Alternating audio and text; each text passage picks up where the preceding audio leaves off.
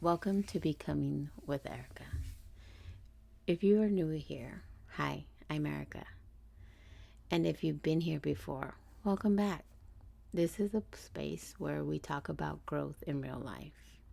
Not the shiny, perfectly timed kind, the kind that happens while you're still figuring it out, still healing, still learning how to be who you are, which will come from different times of our lives.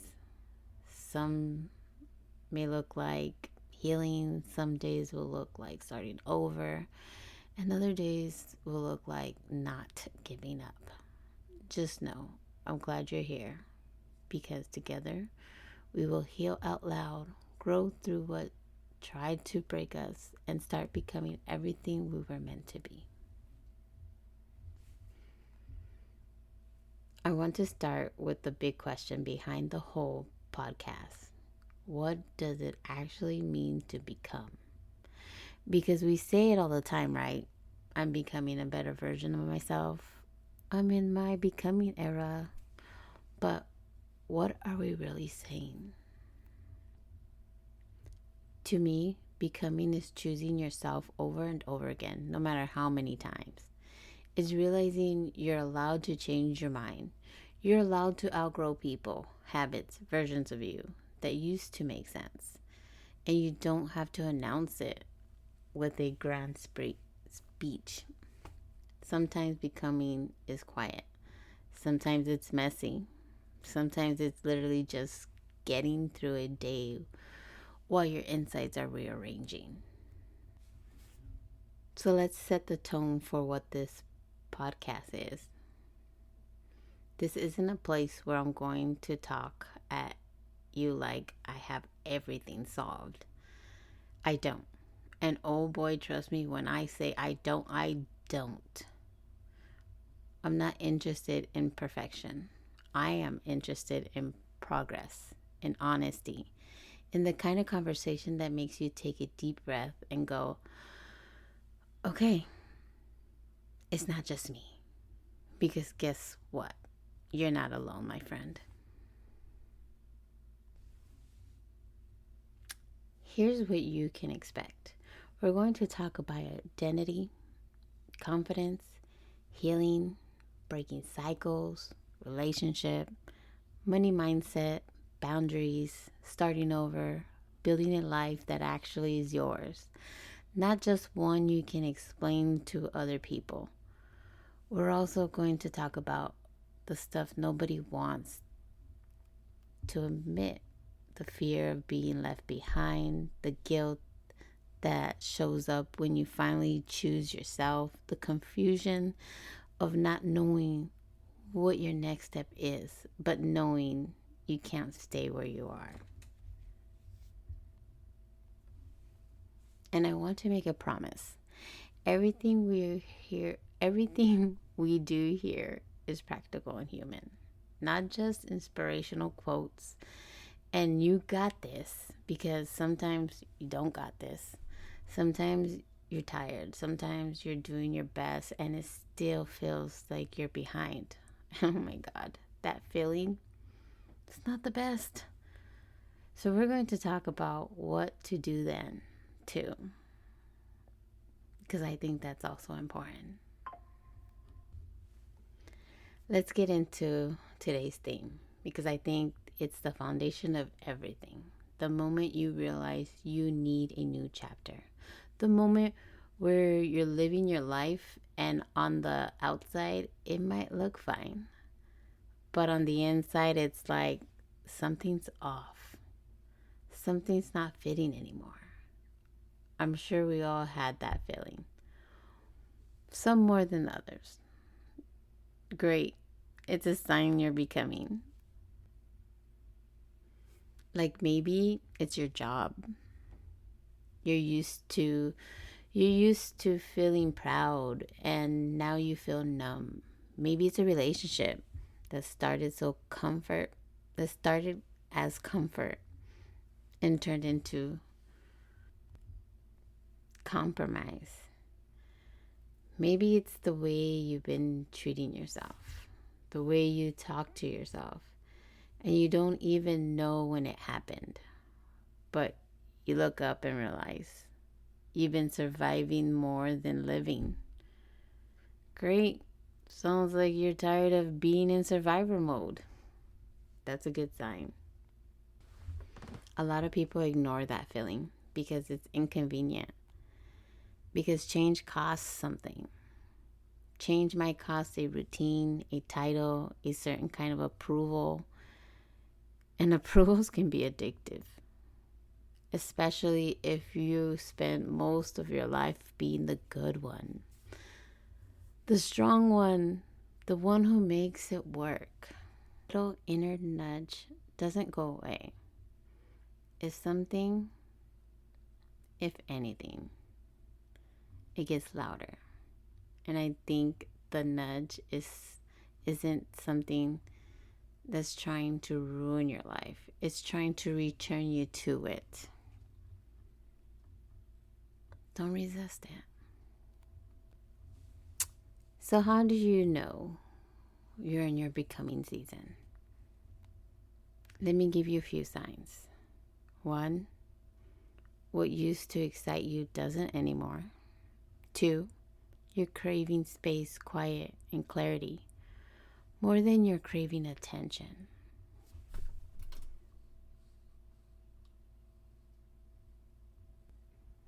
3, you're questioning things you used to accept without thinking. 4, you're starting to realize your life can be different. And for the first time, that idea feels more exciting than it feels scary. Don't get me wrong. Scary is not a bad thing. Scary is a good thing. Scary means that you're evolving to something better. And here's the big one. You're tired of abandoning yourself.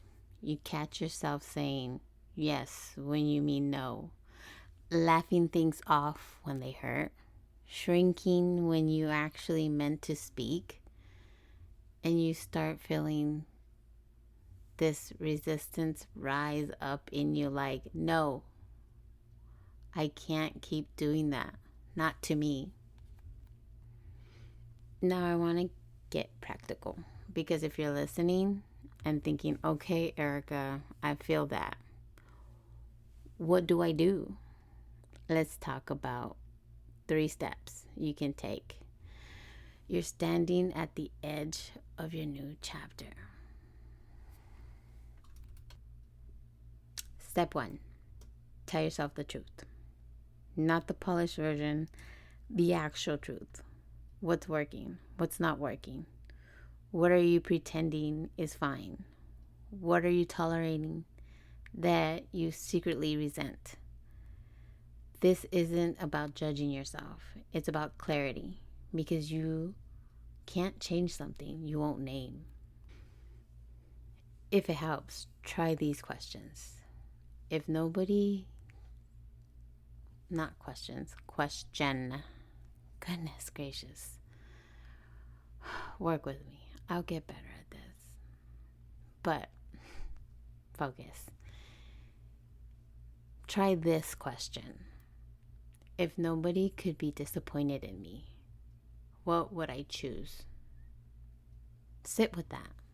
Don't rush to answer it the responsible way. Answer it honestly. Step 2, stop waiting for motivation and start building trust. Motivation is a mood. Trust is a relationship. If you only move when you feel fearless, you're going to be waiting forever.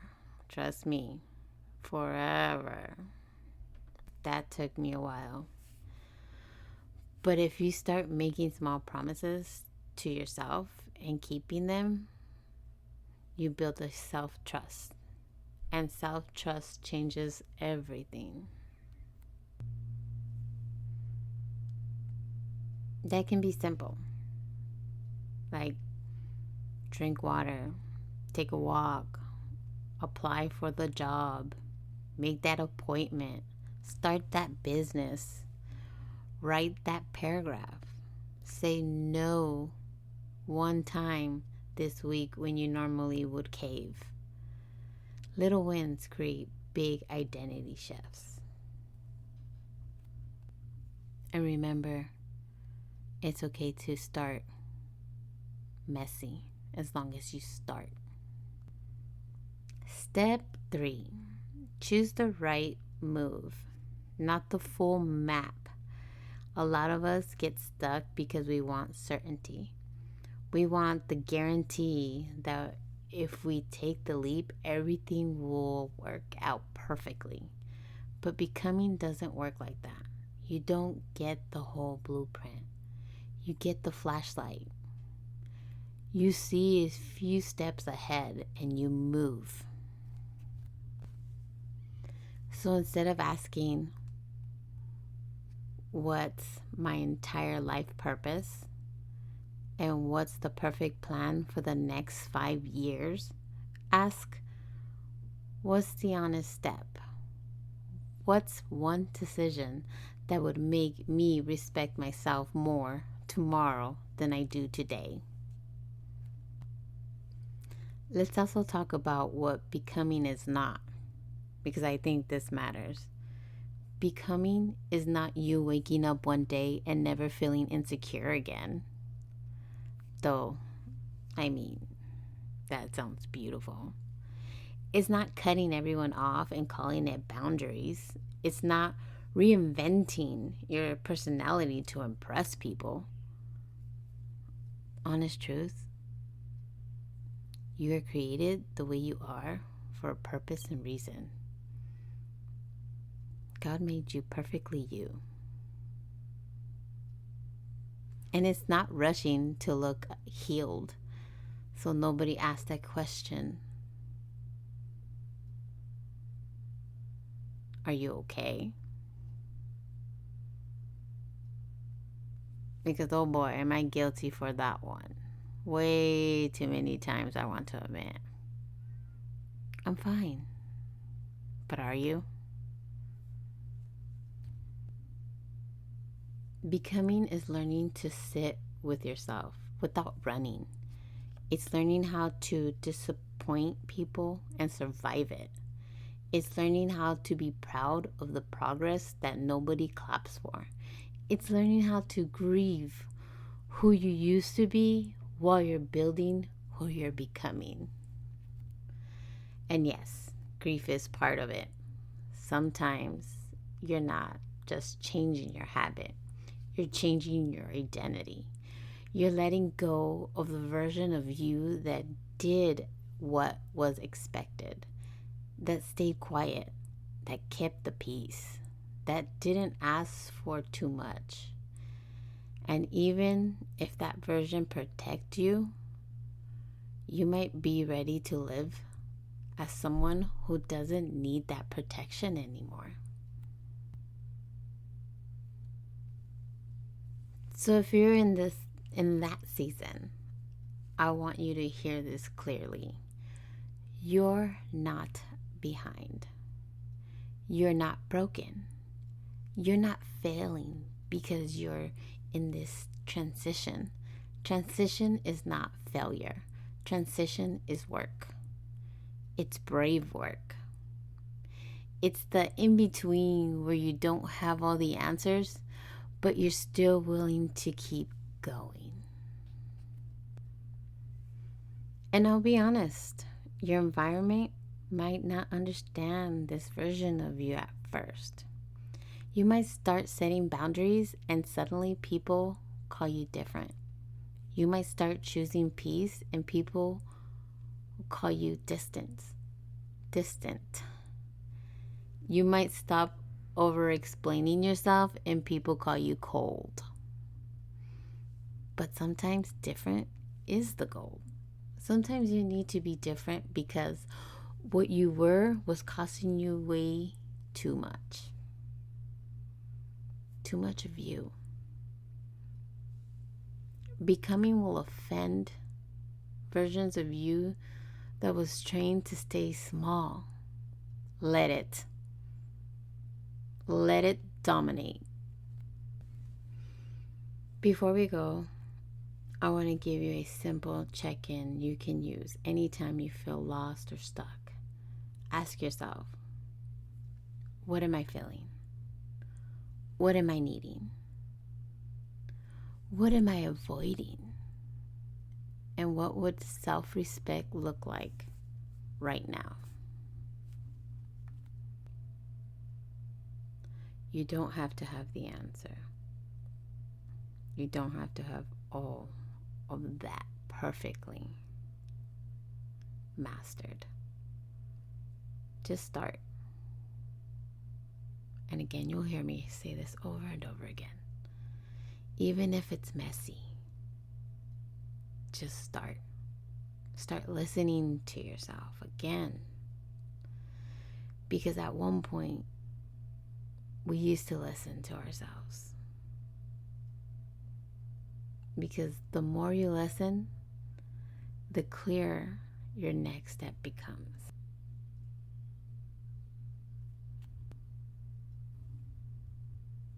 And that's really what becoming with Erika is all about. Not hustling your way into a new identity. Not pretending you're okay. Not being who they want you to be, but instead who you are meant to be, by learning how to come home to yourself, one choice at a time. And remember, you're not stuck, you're simply becoming. If this episode hit something in you, stay with me. We're going to build on this every week. And if you want, share it with someone who's in the in-between season too. Sometimes one conversation is enough to help you feel less alone. Thank you for being here. This is Becoming with Erika. And whatever you're becoming, you're allowed to take your time. God bless you.